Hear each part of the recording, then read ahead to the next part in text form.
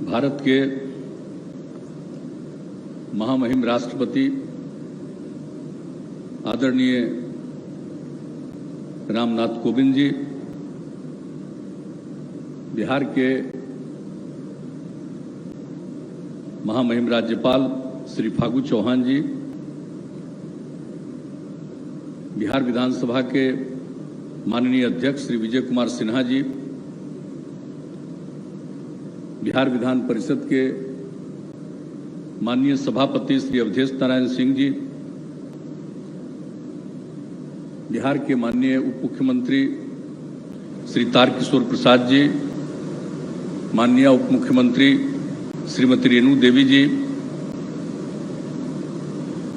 बिहार सरकार के संसदीय कार्य एवं शिक्षा मंत्री श्री विजय कुमार चौधरी जी,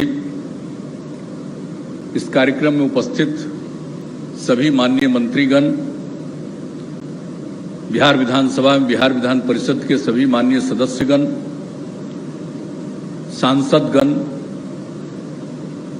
बिहार विधानसभा एवं बिहार विधान परिषद के पूर्व सदस्यगण, पूर्व सांसदगण,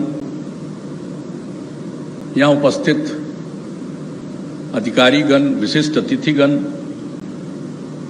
प्रिंट एवं इलेक्ट्रॉनिक मीडिया के सभी पत्रकार मित्रों, छायाकार बंधुओं, कार्यक्रम में उपस्थित बहनों एवं भाइयों, आज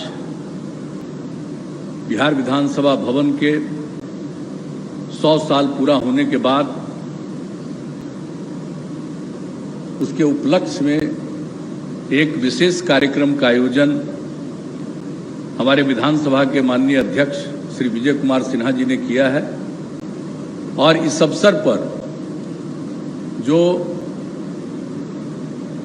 आदरणीय राष्ट्रपति महोदय ने समय दिया, इनके अनुरोध को, सब लोगों के अनुरोध को इन्होंने स्वीकार किया और यहां आने का समय दिया, इसके लिए मैं उन्हें हृदय से धन्यवाद देता हूं और उनका मैं अभिनंदन करता हूं कि आज वो यहां पधारे और उनसे तो यहां का रिश्ता बहुत पुराना है। जो हमारे आदरणीय राष्ट्रपति जी हैं रामनाथ कोविंद जी, अभी तो सबको मालूम है कि हमारे यहाँ बिहार में लगभग 2 साल के लिए राज्यपाल रहे थे, लेकिन राज्यपाल के बाद पहली बार राष्ट्रपति होने का अवसर इनको मिला।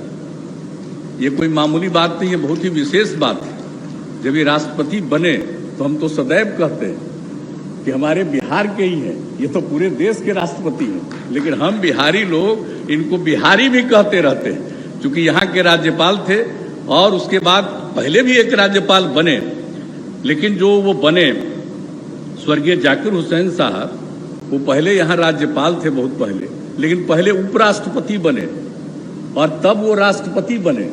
लेकिन हमारे श्रद्धेय रामनाथ कोविंद साहब तो राज्यपाल से सीधे राष्ट्रपति बने, तो ये कोई मामूली बात है और इतनी बड़ी प्रतिष्ठा हुई है तो हम लोगों को तो बेहद खुशी होती है। और यहाँ पर कई बार आने का मौका मिला, हम लोगों ने आमंत्रित किया।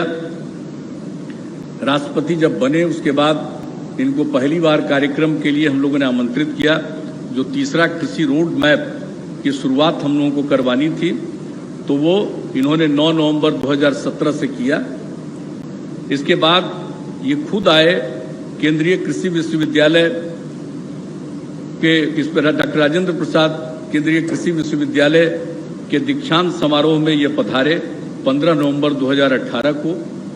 और फिर हमने इनसे विशेष तौर पर मिल करके आग्रह किया और इसको इन्होंने स्वीकार किया, और इसके लिए जो विश्व शांति स्तूप राजगीर में है उसका 50वां वार्षिकोत्सव था, उसके लिए ये 25 अक्टूबर 2019 को पधारे। और जो विश्व शांति स्तूप बना, फूजी गुरु जी ने इसका निर्माण कराया, जापान के हैं, और कितना बार वो भारत में रहते थे आज़ादी के पहले, और उनका कितनी बड़ी भूमिका थी। और उन्होंने जो विश्व शांति स्तूप का निर्माण करवाया और उसका शिलान्यास 6 मार्च 1965 को उस समय के आदरणीय राष्ट्रपति सर्वपल्ली राधाकृष्णन जी ने किया था। और जब बन करके वो तैयार हो गया तो 25 अक्टूबर 1969 को उसका उद्घाटन किया था उस समय के आदरणीय राष्ट्रपति श्री वी.वी. गिरि जी ने। और इसलिए सब लोगों की इच्छा थी कि आज 50 साल पूरा हो रहा है और फिर आदरणीय राष्ट्रपति जी को इस कार्यक्रम पर आना चाहिए। तो हम गए थे, इन्होंने हम लोगों की बात को स्वीकार किया और आए और इतना अच्छा कार्यक्रम हुआ, सब लोगों को इस बात को लेकर के प्रसन्नता हुई। तो आज यहाँ पर पधारे हैं, इसके लिए हम सब लोगों को बड़ी खुशी है।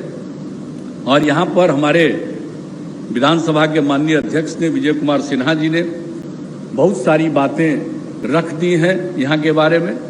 और आप सब तो जानते ही हैं कि आखिरकार 22 मार्च 1912 को बंगाल से अलग हुआ था बिहार, उसमें बिहार के साथ उड़ीसा भी उसका हिस्सा था।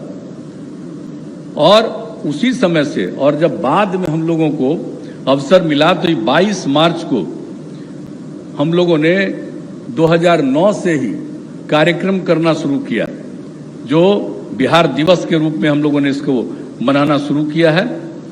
और इसके अलावे जब ये 2009 से हम लोगों ने शुरू किया और 2012 में 100 साल पूरा होने के बाद जो कार्यक्रम जबरदस्त हुआ, लेकिन इसी बीच में जो हमारे उस समय बिहार विधान परिषद के उस समय के जो माननीय महत्वपूर्ण सभापति थे स्वर्गीय ताराकांत झा जी ने, उन्होंने इतना मेहनत किया, उसको हमेशा याद रखा जाना चाहिए, कितना मेहनत किया उन्होंने।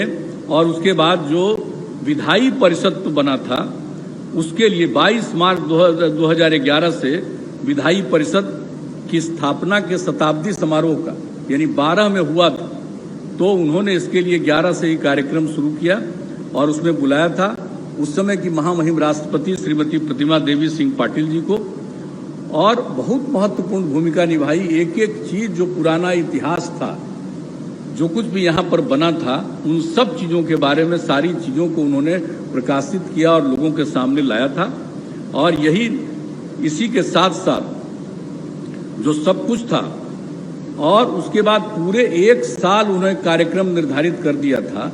और फिर 3 मई 2011 को पूर्व राष्ट्रपति आदरणीय डॉक्टर APJ अब्दुल कलाम साहब को बुलाया गया था और उन्होंने इस विषय पर बहुत सारी बातें रखी। ये सब काम वो करते रहे। और इस जो विधायी परिषद उस समय बना था, उस विधायी परिषद की पहली बैठक जो बन गई थी उसके बाद हुआ था वो 20 जनवरी 1913 को। और 20 जनवरी 1913 को पहली बैठक हुई थी ये पटना कॉलेज में। और इसका भी उन्होंने ही निकाला कि कहाँ पर हुआ था। इसके बाद हम लोगों ने 2012 में पटना कॉलेज में ही 100वें साल में एक कार्यक्रम वहाँ भी किया गया। तो ये सब काम उन्होंने इसकी शुरुआत की और हम लोगों ने बिहार दिवस की शुरुआत की। और उसके बाद जो बिहार विधानसभा का भवन बना, जो इसका उन लोगों ने भवन तैयार किया, जब इसका साइज बढ़ा, पूरे तौर पर मान्यता मिल गई, सब कुछ हुआ, तब उसके बाद यहाँ पर जो काम शुरू हुआ 1920 में परिषद भवन का निर्माण कराया गया। और इसीलिए आज जो कार्यक्रम हो रहा है 100 साल के पूरा होने के बाद, ये जो परिषद भवन का निर्माण हुआ था और अब ये बिहार विधानसभा भवन कहलाता है। लेकिन एक बात और हुआ है, ये 2016 से ही उस समय के विजय चौधरी जी हैं, भी मंत्री हैं, उस समय विधानसभा के अध्यक्ष थे, इन्होंने 2016 से शुरू करवाया था कि साहब इसका भी शुरुआत बिहार विधानसभा का शुरुआत होना चाहिए, भवन जो है इसका शुरू करना चाहिए हम लोगों को। और इन्होंने वही तारीख इसकी उस समय शुरू करवा दिया था। और इसके लिए ये भी बधाई के पात्र हैं जो इन्होंने 7 फरवरी से 2016 से ही काम शुरू किया था। और उस समय जो नए विधायक आए थे, जो उस समय संभवतः जो मुझको याद है लगभग 98 थे, और उन लोगों के ट्रेनिंग सब तो कहना उचित नहीं है, ट्रेनिंग तो नहीं कहा जाता है, विधायकों का ट्रेनिंग तो नहीं होता है, लेकिन उनके बीच में बहुत सारी बात उनको बताने का और ये सब काम उन्होंने किया।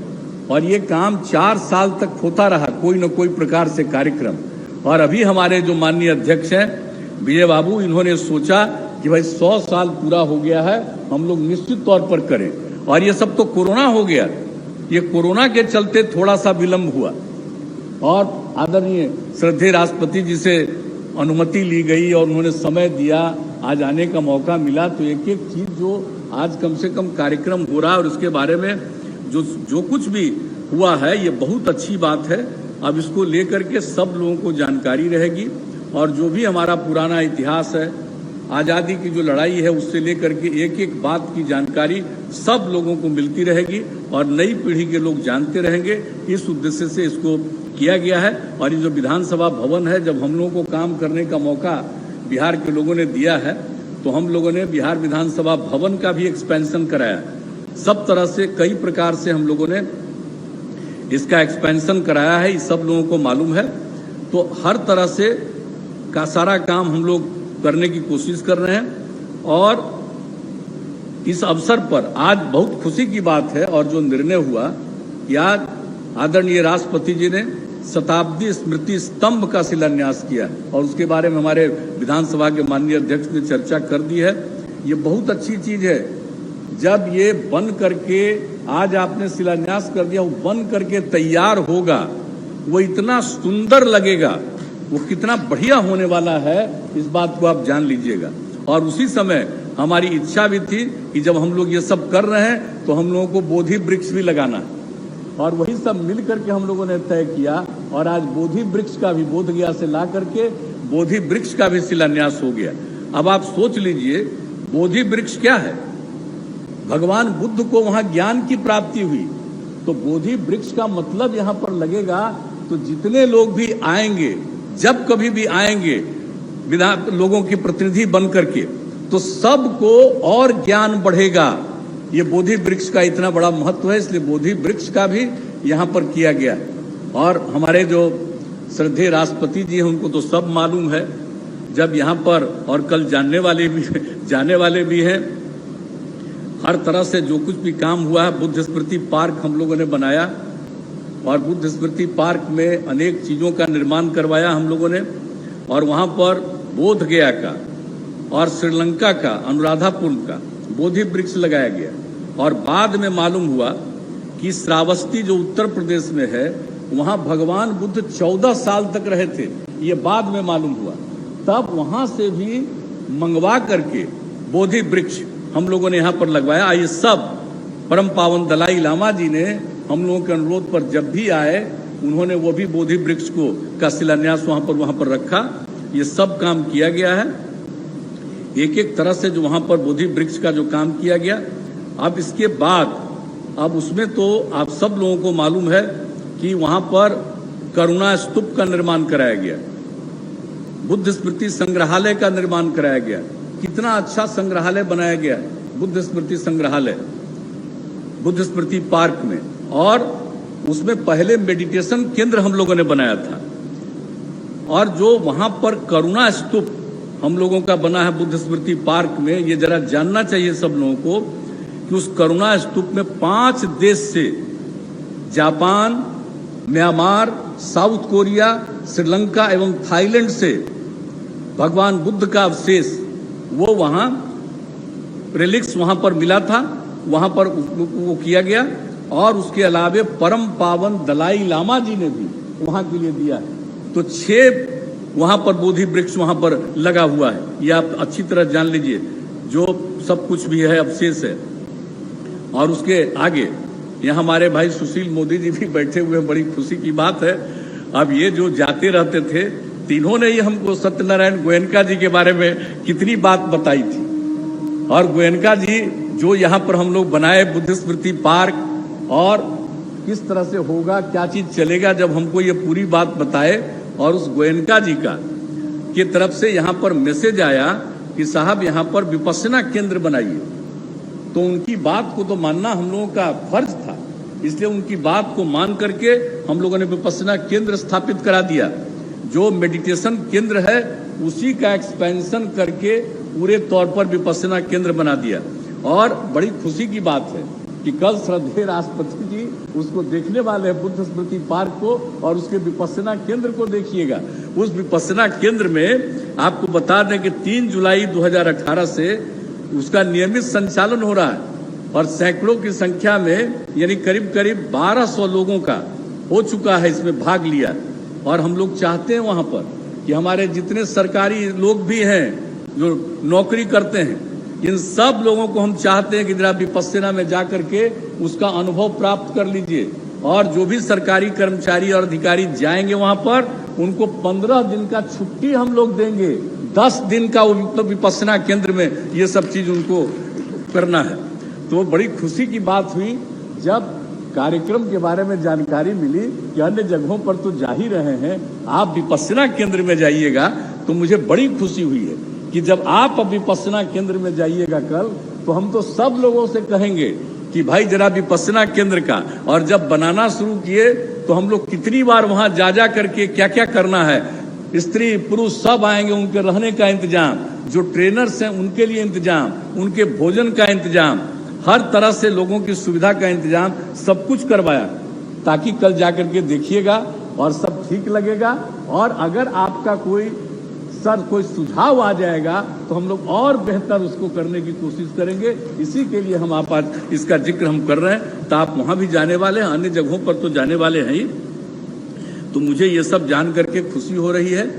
तो आज जो ये कार्यक्रम हुआ है और इस तरह से जो सब कुछ इतने अच्छे ढंग से हुआ है, और हर वर्ष अब इन कार्यक्रमों का आयोजन किया जा रहा है हम लोगों की तरफ, यहाँ के विधानसभा के अध्यक्ष की तरफ से, ये बहुत अच्छी बात है।